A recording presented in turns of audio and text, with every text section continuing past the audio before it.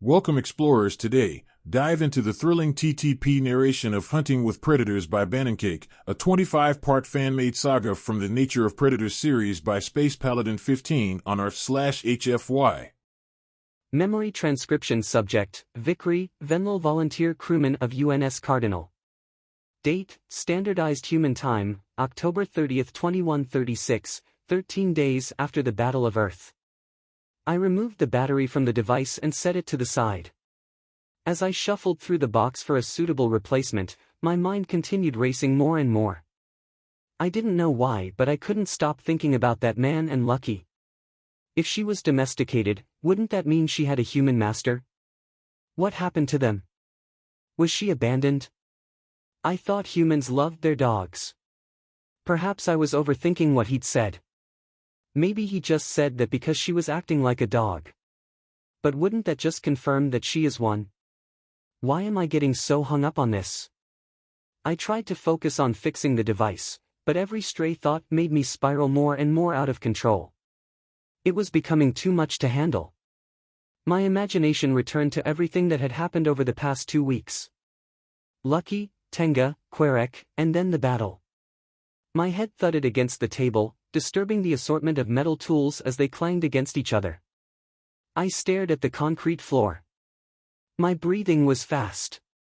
My heart slammed against my ribcage as an overwhelming sense of dread swelled in my mind. It felt like an intangible pressure was rising behind my eyes. I didn't know what was wrong with me. I got up and paced around the room for a second before slumping against the wall, drawing my legs into my chest. I wasn't getting hung up, I was distracting myself, and it wasn't working anymore. I rolled over on the floor, tears streaking down my face. The silence in the room was deafening, and I was all alone. Tenga could die. There could be nothing left of Earth. Venlil Prime could be next. This whole war, this entire situation, was hopeless. The only thing I could do was my job, fixing things. Yet I couldn't even manage that now. The dread continued building to the point that my instincts started kicking in. I wanted to run, hide, but I couldn't hide from this. My field of view expanded as the room in front of me got smaller. I crawled into a corner, trembling. My body felt weak and what I was feeling only grew with every fear I let myself dwell on. I needed to stop, but I couldn't think rationally anymore. This went on for what felt like minutes before the door finally opened. "How's it going in, Vic?" The door closed, and I saw Reese standing there. His gaze landed on me in the corner. My bandages were in tatters. I'd apparently started ripping them off without even thinking about it. I couldn't even look Reese in the eye. Reese hurried over and knelt in front of me. I flinched slightly as he grabbed my shoulders and looked at my face. His grip was firm yet comforting. "What's wrong?" he asked softly. I drew in a shaky breath before answering. I don't know. I don't know." I continued trembling as I looked down at the floor. "Sounds like a panic attack." "It'll pass." "Hey," he snapped in front of my face. "Look at me." I looked up and met his gaze. My vision was blurry, but I could see straight into his mind through his eyes. He knew what I was experiencing. He had an unmistakable sympathy on his face. "It'll pass," he reiterated. I believed him. I rested my head against the wall, and my breathing slowed. The trembling started to subside. Reese sat against the wall, resting an arm over my shoulders. The feeling of dread stopped boiling over and sank into the corners of my mind. I wiped the tears from my eyes and rested my head back against the wall, looking up at the ceiling. Finally, relief. After a few seconds, Reese looked over. "That ever happened to you before?" he muttered softly. I shook my head. "Not out of the blue like that." I thought for a second as I counted the tiles on the ceiling. The only time I felt anything like that is when I woke up from a nightmare a few days back, but even then, it went away in seconds. It's so strange. My concussion blurred those memories, yet somehow, in my dreams, it's like it's happening all over again. Reese sighed.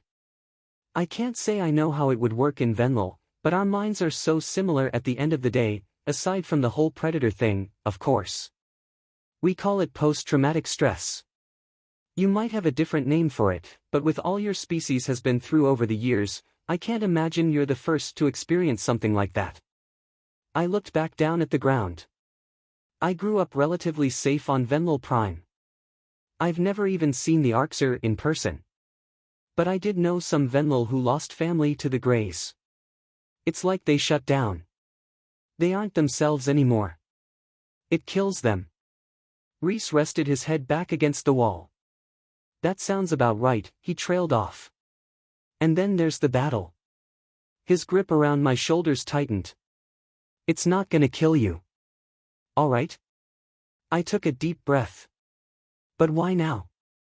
I guess it's just that you're safe for the first time in weeks. You don't have survival to keep your brain busy. I know how that is. The longer we stay here, the more anxious I get about finding out what happened to Earth. Reese bit down on his lip and stood up, offering a hand. I'll sit with you while you finish up. I took his hand, and he gently assisted me to my feet. My legs felt sore.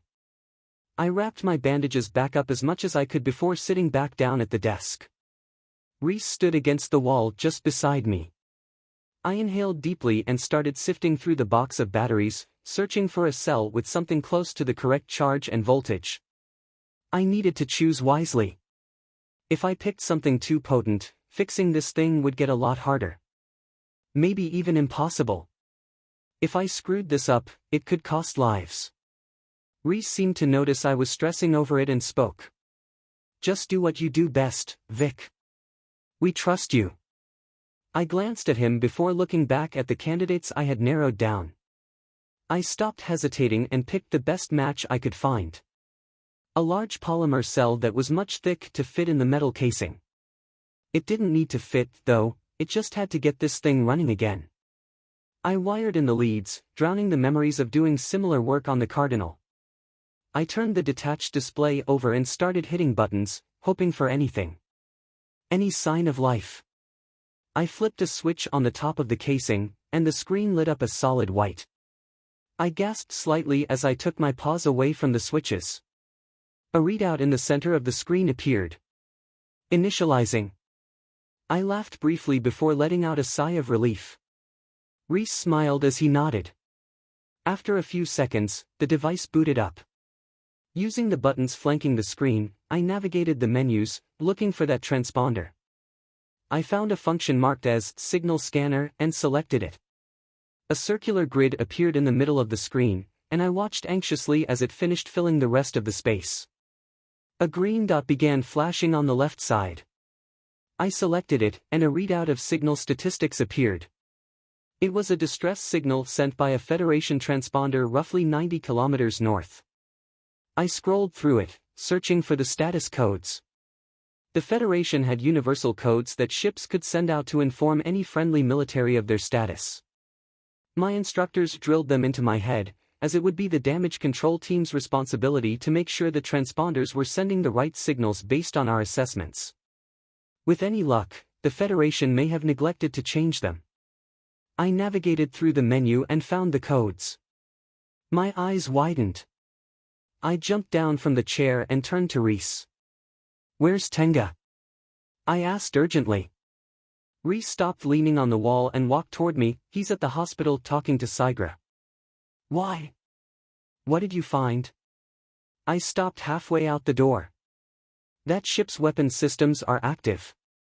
Reese and I ran back to the hospital, weaving our way through empty streets. We burst through the door and found our way to the room Sigra was being held in. The guard was standing down the hall. He wasn't reaching me in time. Reese caught up with me.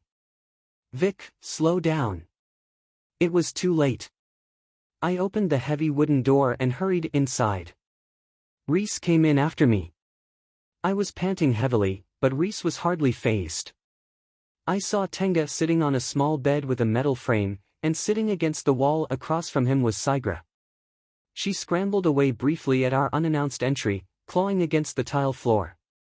Tenga turned around. What the hell are you doing? I stopped beside the bed as Reese shut the door. I fixed the tablet, I panted, the ship's weapon systems are active. In fact, most of its systems are damaged but intact. It just can't move. They would shoot down anything that got near them. Okay, just lower your voice. You're not helping the situation with her. He gestured to Sigra on the other side of the room. She looked exhausted. Her spines were raised as she panted, looking at Reese and me. She'd had more exposure to humans at once than most Gojits would get in their lifetime. Tenga was adamant that he alone should be allowed to speak with her. Too many frightening predators trying to squeeze information out of her could shut her down completely. Understandably, Commander Foster had some questions of her own, but Tenga was able to talk her out of speaking to her directly. At least for now. Tenga stood up slowly, limping slightly as he shuffled forward, still wearing his hospital gown. Reese, pass this on to Foster. I'll meet you there in a minute. Reese nodded, quietly opened the door, and stepped out. I sauntered to the door to follow him, embarrassed. I'd forgotten how stressed Sigra had become around so many humans. She hadn't learned to suppress her instincts like us. You stay, the lieutenant muttered, sitting back down. Are you sure? He nodded. Just sit near the door and keep quiet. He looked back to Sigra as her panting subsided. She curled back up on the floor, her spines flattening against the wall. Tenga sighed. Well. Now we really have no choice but to find that ship. They'd shoot down anyone that flies over this area. Sigra looked down at the floor. She breathed out in a raspy, tired voice. They're scared. Tenga nodded. And that makes them dangerous. Sigra looked back down. I don't know if I can do this. They won't listen to me. They might even say I'm a traitor and try to kill me. We're not going to let that happen, Tenga said, almost cutting her off. You're right, it might not work, but if we don't at least try, it'll be a slaughter. If we can show them that they would survive as POWs, then they might surrender. Without you, we're just bloodthirsty predators to them. With you, we're their only shot at surviving out here. Sigra buried her face in her paws, breathing deeply. She sat there silently for a few moments before looking up at Tenga. She bit down on a breath. Do you think I'm evil? Tenga's mouth hung open slightly as he stared at her, perplexed. You care what I think. I just don't understand. She raised her voice. You want to go well out of your way to save the lives of the people who tried to exterminate your people like vermin. Do you think I'm evil or not? Tenga stared at her for a few more seconds before he laughed dryly. Were you ever told that predators weren't evil at any point in your life? That they didn't deserve to die just because of what they are? You thought you were fighting for the greater good of the galaxy, right? Until a few days ago, you wouldn't have even considered that you might be the evil one. The Gojid's mouth moved, but no words came out. Tenga leaned forward. Sigra, you aren't evil, you're the product of it. I just want to give these stragglers the same opportunity one gave you. Sigra sealed her mouth shut as she swallowed. She gazed distantly at the floor between her and Tenga. I can't do this. Tenga stood up and waved me over as he opened the door. I think you will do this. The lieutenant shut the door and turned toward me. What happened to your bandages? He asked somewhat urgently. I clasped my paws over the exposed wounds. I just fidget a lot when I'm working. I'll have Inva redo them. I started to shuffle away. I didn't want this conversation right now, not when Tenga already had so much to deal with. You cry a lot when you're working too. I turned to see the predator standing there with his arms crossed. I took in a breath. I'm worried about you. Yeah. Don't do that. Not yet. He walked over and knelt in front of me. I need you. You might be the only one here who can shut that thing down. Are you sure you're okay? I nodded. I'm fine. I'll be there. He clearly didn't believe me. You've been through a lot, Vic. I know what it's like for all that shit to catch up with you, he said softly. I'll be fine, I reiterated. I was alone for half an hour and got stuck in my head. That's it.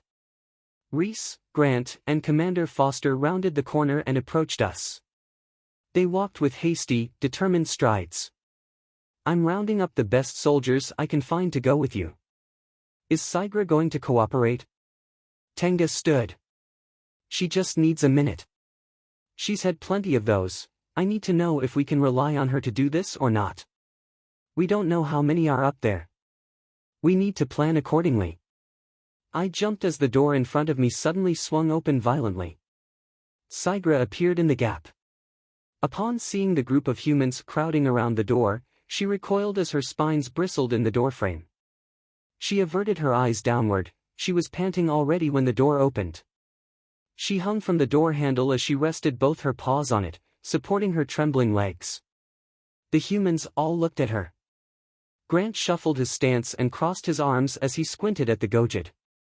Foster's mouth was slightly agape as her face twisted with confusion. Sigra? Tenga said softly, narrowing his eyes downward. Sigra took in a shaky breath. I'll do it, she choked.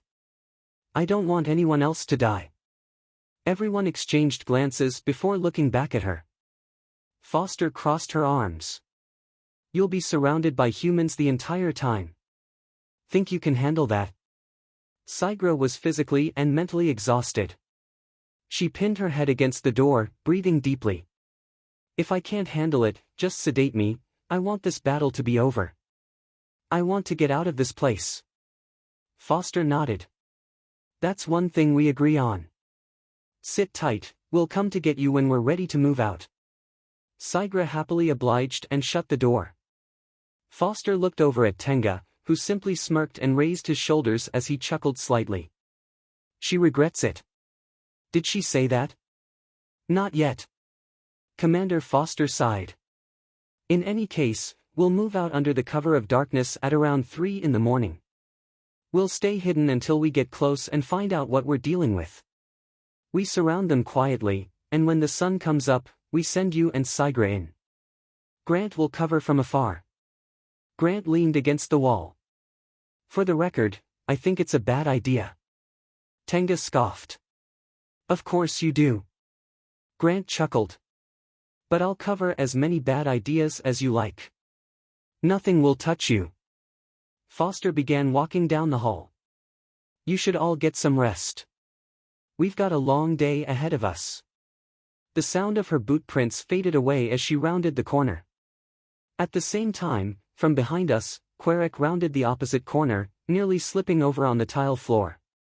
I'm coming with. No, the humans said in unison. I'm not going to just sit here while you're all out risking your necks. Querek protested. What happened to being a pack? You're injured, Querek, Tenga said dryly. You need to stay here and heal. Querek scoffed. Heal? This isn't healing. He lifted his paw before letting it flop lifelessly to his side. I can help you. I have knowledge on those ships. I'll hang back and do whatever you say, I just want to be there. One by one, we turned our attention from Querek over to Tenga. The lieutenant exhaled, placing his hands on his hips as he looked to the ceiling. After a moment, he looked back down at Querek. Why can't you just let us protect you? Querek stepped forward. I came here to protect you. Reese laughed. Strong sense of duty. Seems familiar. We continued looking at Tenga, who stared at Querek for a few seconds. Fine. But you stay behind when we get to the ship. Querek nodded. Anything you say. As night drew closer, I sat on my bed in the emergency room. I took another strip from the plastic case Inva gave me and placed it under my tongue. It quickly became apparent that I couldn't stay here by myself. The silence was making me anxious. Fortunately, there was something I wanted to do before nightfall. I picked up my bag and walked toward the door. I brushed past Inva on my way out. Shouldn't you be sleeping? She scolded me. I will. I just need to thank someone before I leave.